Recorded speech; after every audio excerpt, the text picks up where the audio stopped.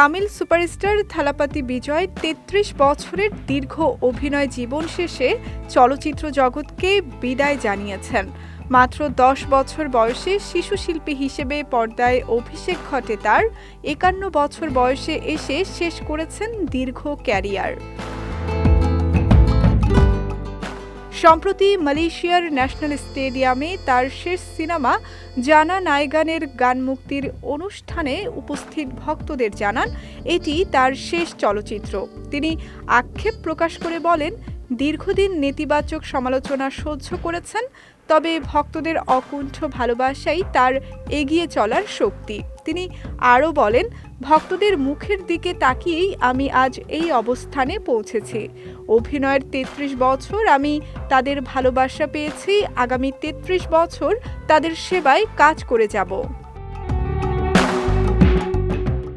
Malaysia থেকে ভারতে ফেরার পথে চেন্নাই বিমানবন্দরে ভক্তদের চাপের কারণে ভারসাম্য হারিয়ে পড়েন বিজয়। নিরাপত্তা রক্ষীরা দ্রুত তাকে উদ্ধার করেন এবং ঘটনার কারণে উপস্থিত ভক্তরা বিচলিত হন।